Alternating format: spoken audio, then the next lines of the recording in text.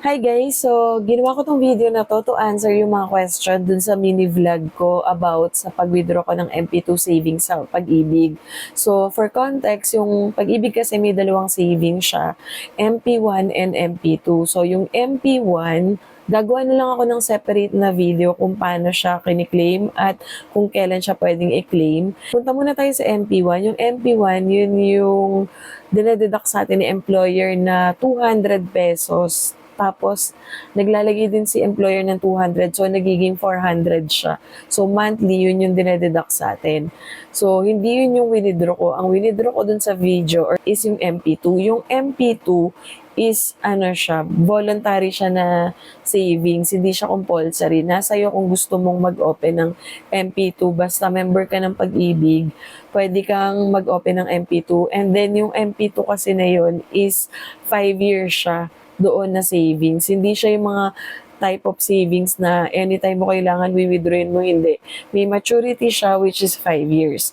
So, winidraw ko siya. And then, etong pag-withdraw ko na to, second na MP2 ko na to. Kasi yung first ko is hindi pa mature. Winidraw ko na yun parang 2 years ago, winidraw ko yun. So, pagka kasi premature siya or hindi pa siya mature na umaabot ng 5 years, hindi mo makukuha ng buo yung dividend. Half lang yung nakuha ko. So, eto ngayon, matured na tong kinuha ko ngayon. Pero hindi naman to ganong kalaki. So, yung requirements niya, dalawa lang yung requirements na dinala ko. So, yung requirements is etong application for Provident Benefits, APB claim. So, ito i-check nyo. Dapat updated yung form na mafi-fill upan nyo. So, dito sa taas, ayan, makikita nyo dito, ayan nakalagay.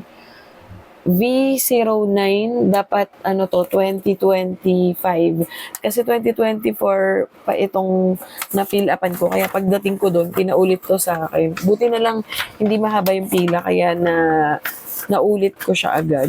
And then, ang kailangan mo rito is dapat alam mo yung pinaka MP2 number mo kasi ilalagay yun dito sa taas. Yan, meron dito, Modified Pag-ibig MP2, Maturity or Pretermination. So, ito yung pipil upan na una na form. And then, pag meron ka na nito, mag-photocopy ka rin ng dalawang ID. So, kasama yon dalawang ID and etong APB na form. Yun lang, dalawang yun. Tapos, bibigyan ka nila ng Provident Benefits Acknowledgement Receipt. So, ito, ibibigay nila pag nakuha na nila yung mga requirements sa'yo, bibigay nila to sa'yo, and then, ito yung ipapakita mo. And then, ang processing nito is 20 working days. So, magsisend sila ng text message sa dineclare mo na phone, and then, ipapakita mo itong form na to check yung makukuha mo.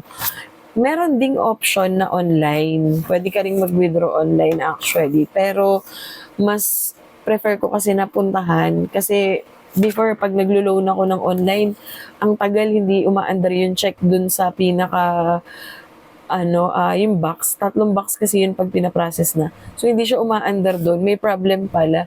Tumawag pa ako sa hotline. So, ako, mas prefer ko na personal ng puntahan. So, yung pinuntahan ko siya. Madali lang siya, yun lang dalawang requirements na yun. So, yung isa pa, yung MP1, i-discuss ko rin on a separate video kung paano siya kinukuha at kailan mo siya pwedeng kunin.